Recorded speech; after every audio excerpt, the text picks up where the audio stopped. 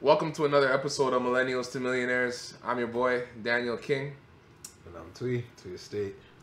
So listen, it's just going to be me and Twee today, rapping on the mic, just having a candid conversation. And we're going to kick it off and start it like the whole title, Millennials to Millionaires. Like, let's tell the people kind of where that came from, where it started, and like, what does it actually take for a millennial to become a millionaire? I mean, I think that's a tough question. You know, it's multifaceted too because it depends what you're after. Like, if you're only after money, there are certain things you can do to get money, right? Certain things. Okay, you buy real estate, you buy a property, you flip it, you refinance, rent it out, BRRRR method, and then you sell it, right? But I think more importantly, as a millennial, I think you should be focused on finding a passion and finding purpose. Because once you find a passion and purpose, the money's a byproduct of passion and purpose, right? It's like, okay, if I know I love to make dresses and I'm refining my craft to the point where I'm the best dressmaker in the city, money's gonna come from that, right? People are gonna recognize your talent. But if you just chase money, like, money's elusive, money will run. If you keep chasing money, you'll end up everywhere, right? So it's like, I think you should find passion. Like, I was passionate about real estate. You know what I'm saying? Yeah. Like, when I was a kid, when I was 12 years old, I used to run to the resale magazine home boxes. You know, the yellow box. I used to run to those, and I used to grab magazines, and I used to be circling houses, you know, because I had passion for it, right? I used to draw, and I used to just draw houses nonstop. Houses, cars, trees. Yeah. Those are my three things that I used to draw. You know, but I had passion for it, right? So now when I'm essentially, if I start my career from when I was 12 years old and I found the house that we ended up buying at when I was 12 years old, essentially that was my first deal. So I've been in this game almost 18, 19 years. Yeah, right? a couple decades. Yeah. Yeah. What do you think? I think personally, when it comes to becoming a millionaire, like you said, like, passion is key. But this generation, I feel like there's a lot of distractions, right? And people lack focus, right? Social media in itself is one of the biggest distractions, and it's on your phone, right? So a lot of people, they don't use social media as a tool, but instead it's actually Use social media to use them. They're using exactly, you know what I mean? It's just like, you know, watching a commercial, you know, like Non-stop. watching a non-stop commercial, right? And I like that. I feel like a lot of people, especially in this generation, they want the microwave success. You know, you see story about Bitcoin going from, you know, a few $100s to 80,000, and how many millionaires were created overnight. And people just want the overnight success. And what people don't realize, that you have to take the stairs. You know, there's no elevator to success. No. And it's just going to require you planting seeds, and it's going to require consistency. It's going to require you watering it every single day. And I think it's like how will you bounce back from a failure? Yeah. That's like crucial, especially if you're on this pursuit of success. And people are scared to fail. That's the problem, right? So it's like, will you even put yourself out there enough to take that chance and know that, yo, this might not even work out? And then how do you respond to it not working out? Yeah. You know what I'm saying? The first property I ever bought, I lost my deposit because I couldn't close. Yeah. You know what I mean? When I wasn't like, oh my God, like, my life's over, I'm never gonna buy a property again. I was like, yo, I need to smarten up. I need to do better. I need to be more prepared when closing comes, so that I can close a property that I've committed to. You know what I'm saying? 100%. So it's just like, how do you respond to failure? I think life is not about what happens to you, but it's how you respond to what happens to How you bounce know what back. I mean? That's How what you it's bounce about, back. right? 100%. And did you ever lose a deposit after that situation? Bro, I've never lost a deposit. And I've never had one of my clients lose a deposit. Yeah. Knock on wood. Or God willing. Yeah. God forbid. Yeah. No, 100%.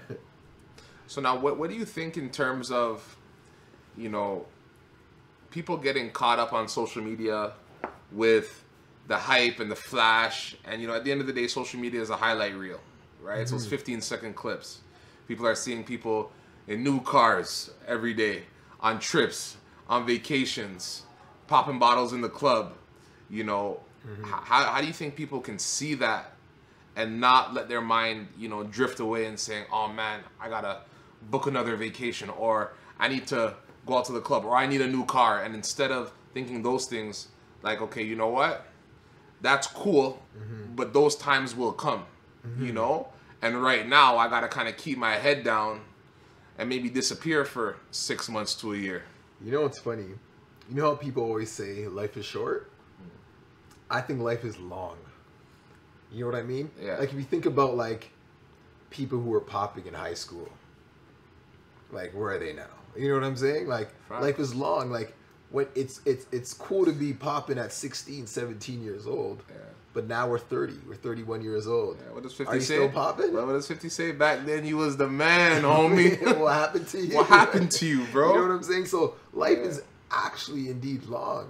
Yeah. And it's like, we got to have that foresight. Like, yo, even if I'm seeing something, even if I'm consuming all this lavishness and all this luxury on social media, like, what is that doing to me? Am I allowing that to motivate me? Yeah. That's a way to look at it, right? Or if am I just consuming this and it's causing stagnation within me? Yeah. Right? Am I just like, oh, like, how am I ever going to get that? And then now I'm doing the wrong things to try to live like that. Yeah. Right? It's all about how you use it. When I see a yacht or when I see a mansion, I'm just like, yo, I know I'm not there yet.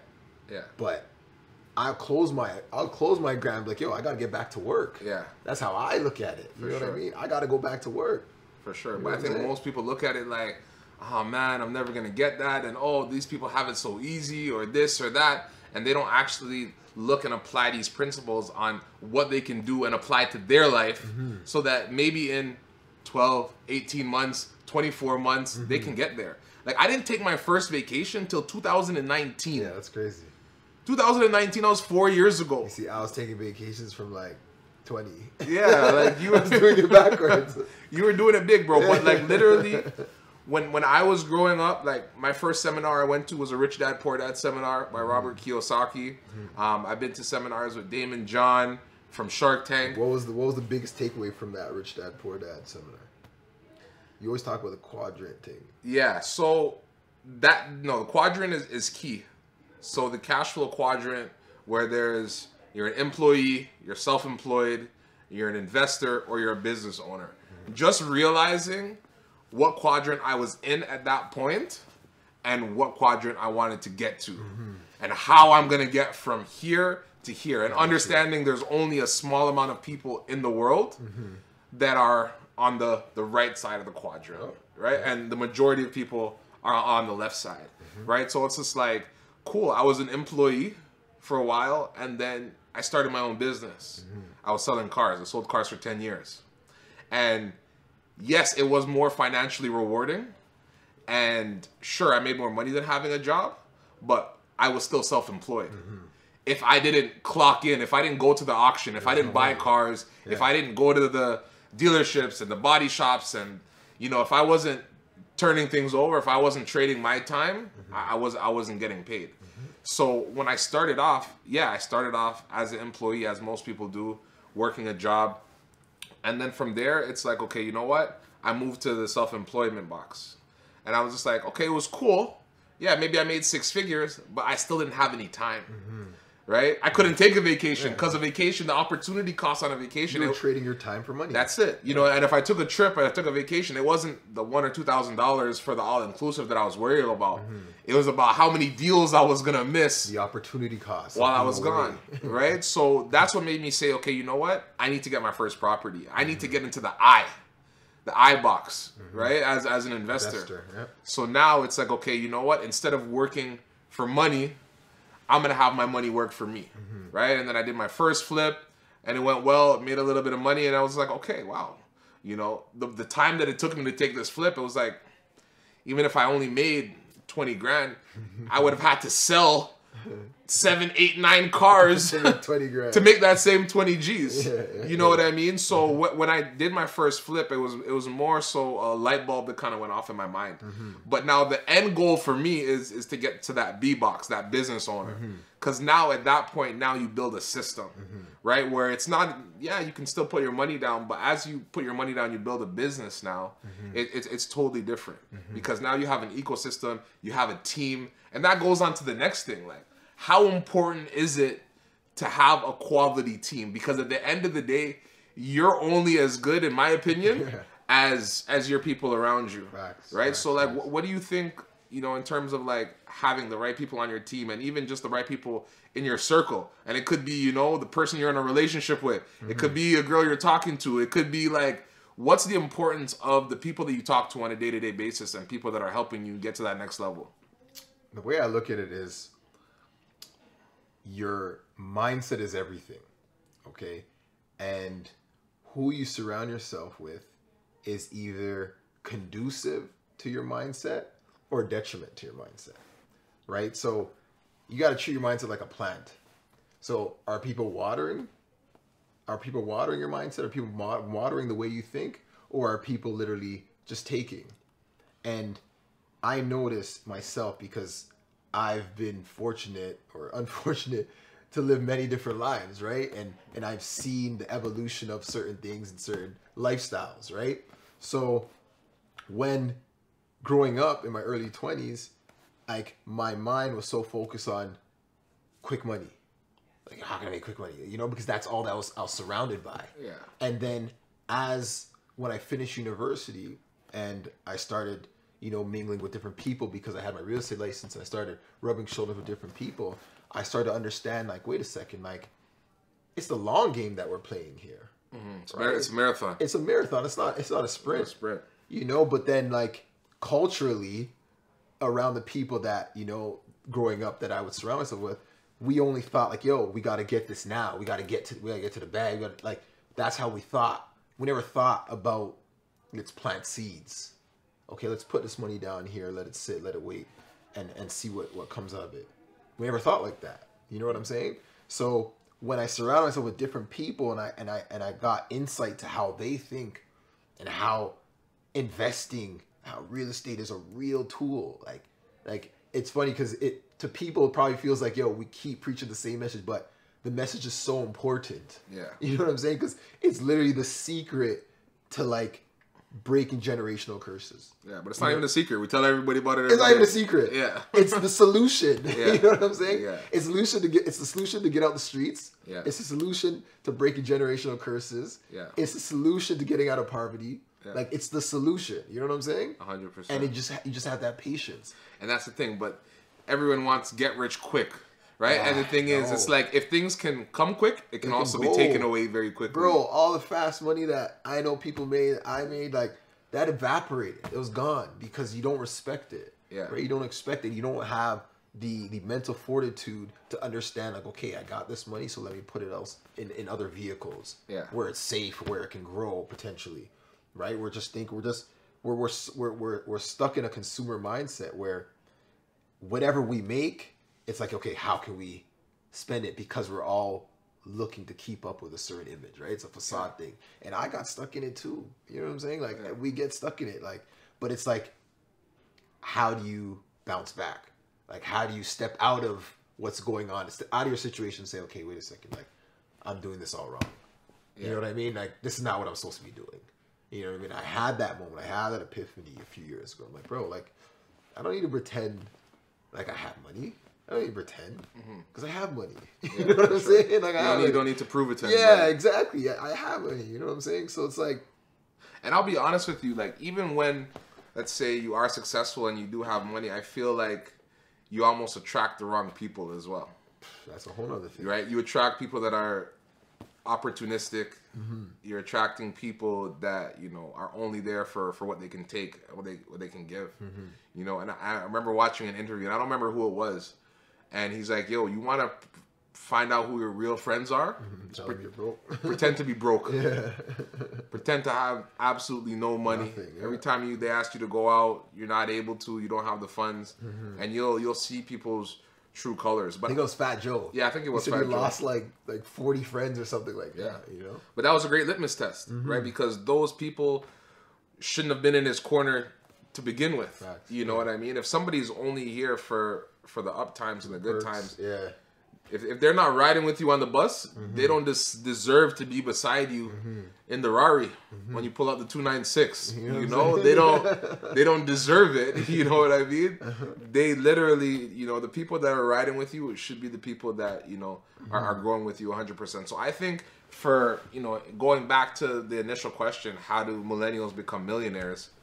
I think a very, very big part of it is building the right team, building the right ecosystem, you know, and operating from a business perspective. And I say that to say, and that's why we stopped calling this the podcast, is because when we met with Earn Your Leisure, we met with Troy and Rashad, and I remember Troy pulled us to the side, and he's like, bro, stop calling this a podcast. He's like, you see what y'all doing here? You know what I'm saying?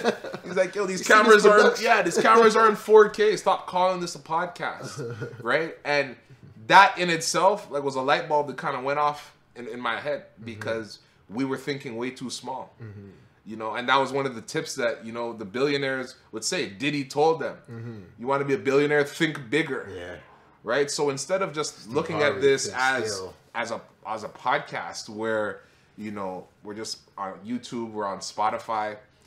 Now let's actually take this and turn it into a business with 10 plus streams of income, you know, and people are going to follow us on this journey, you know, as we're making this transitional stage. Literally making something from nothing. That's it. But the thing is, we've built businesses before. So we kind of understand, not kind of, we do understand, you know, the aspects to what it takes to build a successful business. And I think that's the thing. Once you understand the system, once you understand how to do it once, you can apply it and you can do it. Rinse and repeat all over again. Well, what do you think is one of the most important aspects in building a business, especially from the ground up? You have a great team. You have the right mindset. You know, what else do people need to be successful, in your opinion? I think you have to have a plan, like a real plan. Yeah. You know what I'm saying? Like, I feel like people have goals and people have dreams, people have visions, but it's all in execution. Yeah. Like, that pursuit will fail or will succeed based on how well you planned. Yeah. You know what I'm saying? So it's like, with you fail to plan, you plan to fail. That's it. Yeah. That's exactly what you do, right? If you fail to plan, you plan to fail. Yeah.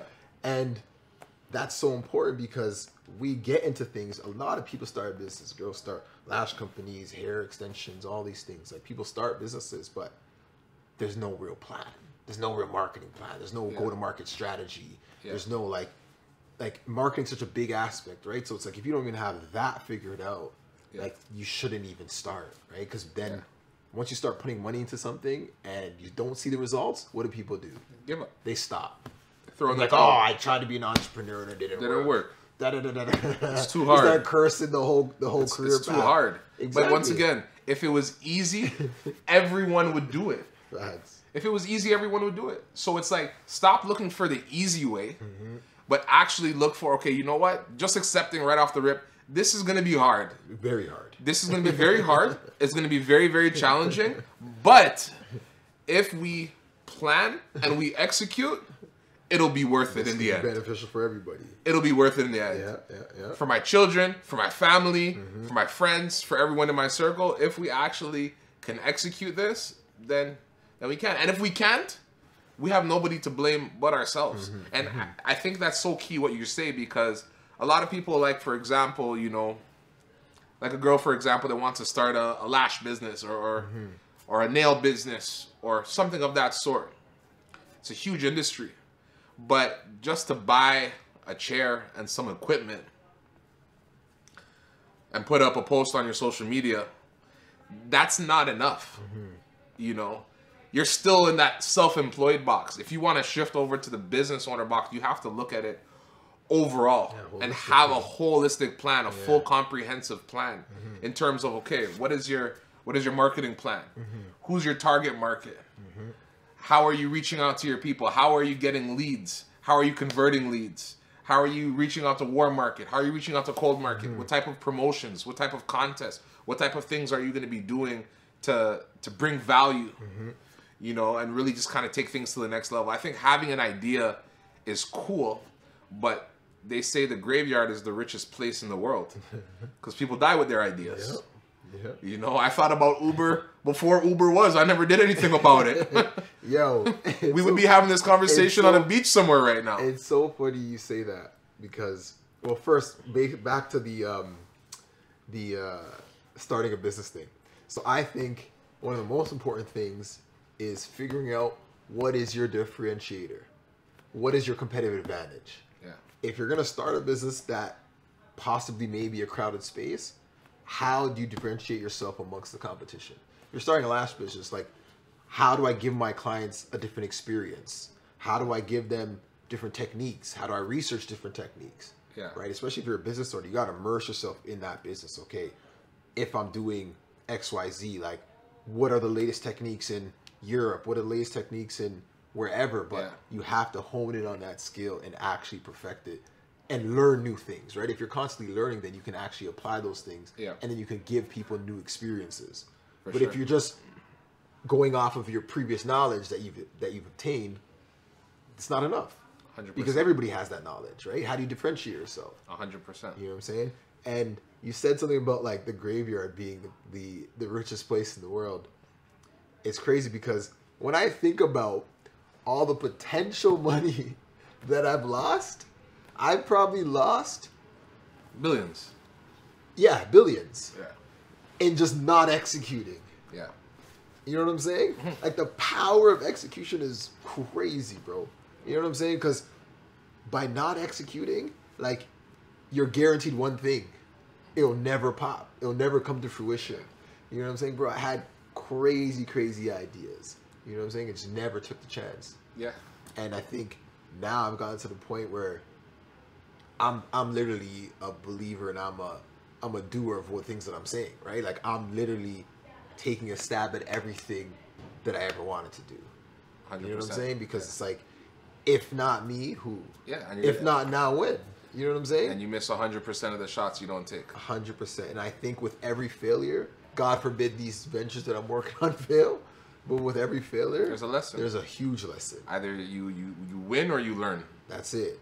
And no losses. Exactly. It's a win-win. And I think from those lessons, you're able to create or to adjust certain things, refine things, to now become that thing that actually works. 100%. I think having that competitive advantage is key for any business. And just kind of going back, my younger sister wanted to start a nail business. And I'm like, all right, cool, you're going to do nails. There's 100 nail shops in the GTA. How are you going to be different? You know? And I started giving her some ideas. Maybe you have an app. You have your own app, a booking system. You know, you have a place where people can come and they can design their own nails and ideas, and they can upload reference photos, so when they come for their appointment, they're ready to go. You know what I mean? Or maybe you have a mobile team that's going to be going out to their home location on site. So, like, even for me, like, when I was selling cars, the car industry is crazy competitive. You know, anytime you see a car dealership, you see 10 or 20 right beside it because there's specific zoning for dealerships. So it's just like, I'm getting in a space in my early 20s or my late teens. I started selling cars on Kijiji, but when I actually opened up my dealership, I was in my early 20s.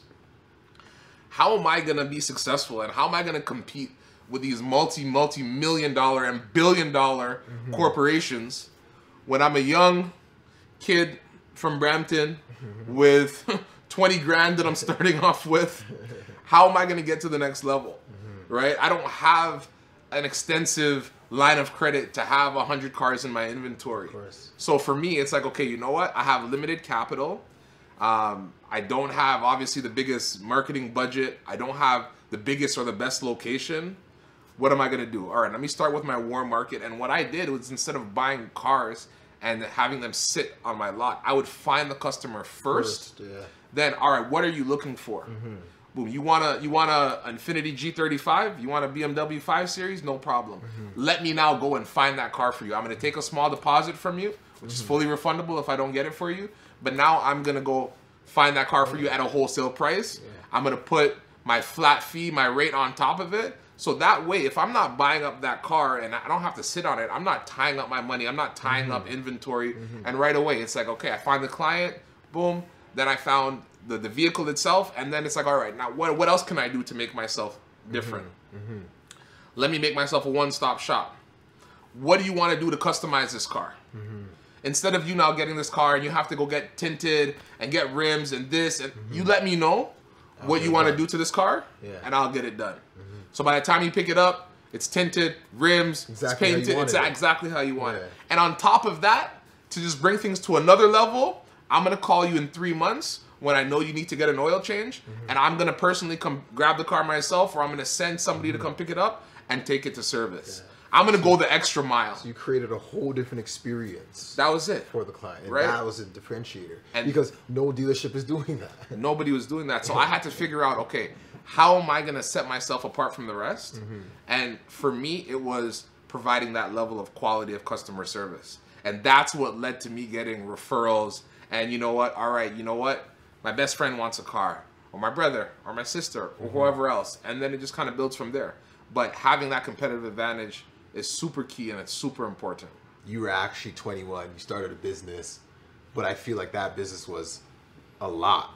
It was a lot of work. It was a lot of manual work, right? Because you were literally trading your time for money. So if you were 21 again, what would you do different? To be honest, in life, not just with the dealership. In life. In life, what I would have done differently, I definitely would have got involved with real estate a lot sooner. Just seeing how lucrative it is, just the average transaction being able to make $20,000.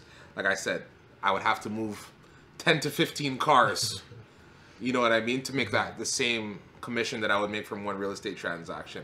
And I think the key in terms of being successful is trying to make as much money as possible in as little time as possible. You have books like the 4-Hour Work Week and stuff like that, where it's talking about, okay, reaching these certain heights, but doing it as little time as possible. If you make $1 million a year, but you have to work 100 hours a week, in my opinion, like you're not successful. You have money, but you don't have time. You're not able to actually spend that money that you're actually making, right? So I think it's very key to just, if I was 21 again, building having the right people around you from the jump is very, very important and very key. Having the right mentors, having the right people in your circle, having the right girlfriend, having the right best friend, having the right circle, just understanding that you're a product of your environment, right? So I say it all the time, if you have 4 broke friends, you're going to be the 5th one. So just surrounding yourself with like-minded individuals, surrounding yourself with people that you want to be like and you aspire to be too, and just following the mentorship. If I could have started all over again, I probably wouldn't have even went to university. To be honest, I went to Carleton the same way you did, dropped out after 1 year. I know you did the full stretch, but if I could go back, I would have tried to find a mentor sooner for me, because I wanted to be an entrepreneur, right? Like if you want to be a doctor or a lawyer, obviously you have to go to school, right? But for me, I always wanted to be a business owner. I wanted to be in that B quadrant that we were talking about earlier. So for me, I would have found a mentor a lot sooner. And truthfully speaking, just trying to learn as much as I can. Like I did do a lot of seminars. I would have read more books. I would have listened to more audios. I would have fed my mind with the key things that I needed to be successful. Instead of watching 106 in Park, instead of watching, Fresh Prince of Bel-Air. BET Uncut. BET Uncut. You know what I mean? We're gonna cut that part, but but keeping that. But instead of filling my mind with things that were just entertainment, I would have filled my mind with things that were gonna take me to the next level, right? And I started sprinkling that in, like when I was in my early teens, when I started going to seminars and started getting in the right rooms. I started, doing network marketing businesses, and just started getting in different spaces where I could learn from different people. But that's the key. To be rich, to be a millionaire, it starts in your mind. You're rich in your mind before you're ever rich in your pocket. So just going back, telling my younger self is like, get rich in your mind. Daniel. Whatever it takes, whatever you need to do, get rich in your mind. Read more books, less entertainment. You know, forget about the parties, forget about the vacations. Literally, just disappear. Disappear for a year, 6 months to a year. You have no idea. You being able to disappear for 6 months to a year can set you up for the next 10 to 20 years in your life. So that would be my thing. You know, just kind of staying focused, building the right circle, and don't be afraid to disappear. You know, you don't need to be on the gram. You don't need to show people a highlight reel. I didn't get Instagram until I started, you know, my car dealership business, is because it's like I wasn't proud about posting anything. I was driving a beat up Honda Civic. You know, there wasn't anything I was proud to post. So I'm like, you know what? I'm not going to go on social media until I feel like, you know what? I'm confident, right? So just being authentic and understanding your journey and understanding that everybody has, you know, a specific journey, and you can't rush the process. You know, you can't rush it. You got to take the stairs to success, and you got to build. Yeah. What's something you would tell your younger self? I mean, as cliche as it sounds, I would probably tell my younger self to believe in yourself. You know, because I feel like at that time, I was filled with such great ideas, such great things that I wanted to accomplish or to get into. And I didn't believe I can do it. I actually got into real estate investment at 21. So I still knew that there are certain things that I should be doing, right? I knew that I should get into real estate. So by God's grace, I did. But I think outside of real estate, and even in my real estate career, I could have set myself up better by believing I could. Because I remember when I first started real estate, my first year, like I was saying earlier, I only did $36,000. And that was all leases and one sale. It was my aunt that gave me her house to sell. God bless her. She gave me her house to sell, and that was the only sale that I got.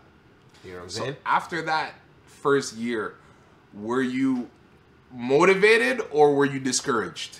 I was motivated, but I was scared, because I was like, I'm in uncharted territory. Nobody at that moment, like, I was by myself. There's nobody that looked like you. You weren't around, like, you know what I mean? Yeah. There weren't no other agents my age that looked like me. You know what I mean? So I would go back in those days, offer presentations were in person. So now I'd have to go sit with the agent at the listing, at the actual listing, and I'd be freaking sweating, like nervous, you know? And they could read that I'm a kid, they could read that I'm new at this, and that would scare me. You know what I'm saying? But had I believed in myself just a bit more, like I believed in myself to get into the industry and to actually do it, but had I believed in myself just a bit more, I think would have set myself up for like immense success. There's certain businesses that I should have started, that I didn't start, that I watched get started, and I'm just like, shoot, all I had to do was actually think that I could pull it off, and I would have pulled it off. Yeah. You know what I'm saying? And I think that's a very, very key thing that you said. Just do it scared. Mm-hmm. And I think success is always right outside your comfort zone. So generally speaking, if your dreams do not scare you, they are not big enough. You need to dream bigger, right? And every situation that I was doing, whether it was, you know, getting my first development site, and you know what I had to go through, you know, selling all my houses, selling all my cars, whatever I had, any asset that I had in terms of, you know, going all in on this development site, it was super scary, you know, but I always know that, and my mentors would tell me that when you're scared, you know that you're on the right track. Sure. You know, and do it scared. Whenever you're uncomfortable about anything, still do it. I'd say, like, the greatest things in life are right outside of that fear. Like, right over that fence. Like, that fence is fear. Right outside your comfort zone. The greatest things are right over those hedges. You know what I'm saying? Yeah. And it's just like, you just gotta be able to just, like, peer that back. Yeah. You know what I mean? Or get over that hedge. Once you get over that, and it's funny because fear is something of the mind. Yeah. You know what I'm saying? It's the fear of the unknown. You're like, okay, like I don't know what's gonna happen. I don't know anybody has done it. Like it's all up here. Yeah. You know what I'm saying? So So, it's the all stronger mental. you are up here, the brain's a muscle, right? So Yeah. the stronger you are up here. So just like you can go to the gym and you can train, you know, your physical body, like you can train your mental body. Yeah. Right. So the stronger you are up here, the stronger you are to withstand when doubt sets in. Right. Yeah. It's like, okay, yo, I don't know how I'm gonna do this, but it's like I've already built up that mental fortitude to know, okay, like I've been reading about this, I've been studying about this, Yeah. I've been prepared my mind for this. You know what I mean? So I can do this, and I think that's the mindset I have now. So it takes a while, but had we had that back then, oh my God, we wouldn't be sitting here. Yeah. This conversation would be on like a yacht in like the Cayman Islands. Yeah, 100%. On south of France. South of France. South of France, you know? You're hailing up Jigga from across the ocean, you know? Yo, salute, But no, I think that's very, very important. And just having that, I think, emotional and mental intelligence, right? Because I feel like in life, you can talk yourself out of a lot of great ideas. For sure. Just by having that doubt, you know, and maybe you don't have that person in your corner that is pushing you or motivating you to get something done, you know. But I think just having that confidence to be able to push yourself and believe in yourself and know that if you do fail, it's okay. It's normal. You know, and the faster you fail, the faster you'll be able to succeed. So I think these are all very, very important keys to success, you know, in terms of millennials becoming millionaires. And lastly, before we leave, I want to say, like, we've all been conditioned, right? You've been raised a certain way. I've been raised a certain way.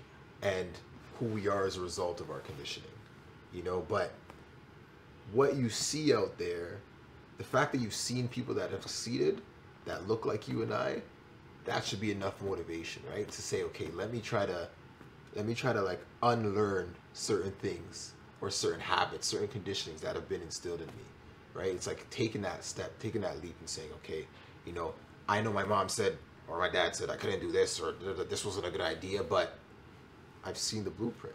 I've seen these people do it. Yeah. Why can't I do it? What's the difference? Yeah. They just believed. We all have the same 24 hours in the day. We're all all have the same, human. We all have the same opportunity. Yo, people coming to us like, yo, how'd you guys do it? Yo, da-da-da-da-da. It's like, you just tried. You know what I mean? You just took the chance. Took that That's leap. it.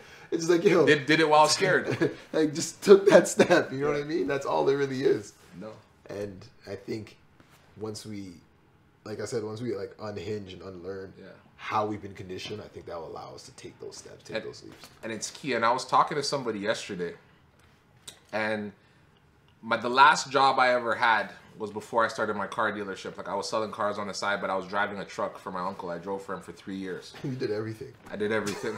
And I did that job, and I worked 7 days a week for 3 years without a day off. My days weren't long. They'd start early from like 4, but I would be done at like 12 or 1 o'clock. But I worked 7 days a week, right? And I was making probably like 5 G's a month, like in your early 20s. Like, it's great money. It's a lot of money that you could be making, right? Drive whatever you want. But at the end of the day, like, I still had a ceiling, right? And for me to take that leap of faith and quit that job to start my car dealership with only $20,000 saved up was the scariest thing I could have ever done. But I look back at it today, and if I didn't take that leap of faith, where would I be? I would still be driving a truck, still be probably driving a beat up old car. I still probably wouldn't have taken a vacation yet. I still would have been on that rat race, right? But I was scared. Some truck drivers get bread though. Listen, you make bread in the trucking industry if you own the truck. Yeah. Right? This is a big industry. It's a huge industry. You know, EYL has a truck. And I know a lot of people that make money in the trucking industry. My uncle makes 7 figures. Be an owner operator, or you have to have a fleet. You have to have a fleet. You have to be in the B quadrant. You have to be a business owner, right? I was still in the E quadrant. I was an employee, you know. And even my uncle, when he was driving the truck, he was in the S quadrant. Because he was still on the trucks. He never really started making crazy money until he stepped back from the trucks, hired more drivers, got more trucks, and then he actually became a business, as opposed to him being self-employed. But needless to say is I think that, quitting your job isn't easy. And especially when you have children, you have people to depend on, family, friends that rely on you, it's extremely scary. But I think that if you have a plan and you actually have the right guidance, you have the right people in your corner, and you're able to execute that plan, it'll be the most rewarding thing for people to do. Actually take control of their life. And I think, yeah, you're absolutely right. But for those that are risk adverse, some people just can't fathom the idea of leaving their employment. You could still be a business owner. Yeah, you can still have a business on the side. You can still own real estate. Business to have on the side of your 9 to 5 is a real estate portfolio.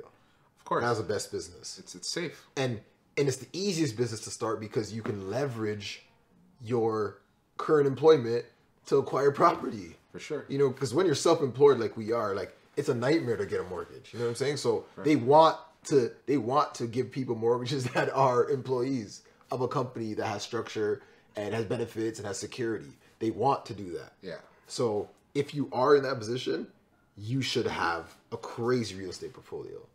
For sure. And one thing before we close, how you got started, how I got started, what was the common denominator? We partnered up with people. Yeah, my first property I bought with my best friend. First property I bought with my sister. You know what I'm saying? So if you haven't bought a property and it's like, oh, I got to save all this money, I think you just got to find someone that you're like-minded with. And that goes back to your circle. Who's in your circle? Yeah. If we're just talking about... Or step out of it. Simple. Put yourself in the right rooms. Go to some networking events. Mm-hmm. Go to some seminars. Put yourself in the right rooms to be meeting people that have a similar mindset. Because I guarantee you put yourself in the right room, there is someone in that room that just has enough for half a deposit. Yep. And guess what? They're waiting on to meet somebody like you for that other half. A lot of people have half a deposit. Yeah. Not many people have an entire deposit. 100%. You might as well partner up. 100%. So, needless to say, these are some gems for success. Gems for success. I like that. I was just off the dome. That could be a series. Yeah, we might have to call that this. Who knows? But these are just some gems, and just talking about just the whole term of millennials to millionaires and how millennials could actually get to these M's, get to these millions. And like we said, it starts in the mind, starts with your circle, and it starts with taking action. The execution. And I think on the next episode of Gems for Success, we'll break down how we made our first million. Let's do it. Or the second, third, whatever. Whichever one you guys want to talk about. All right, bro. Say no more.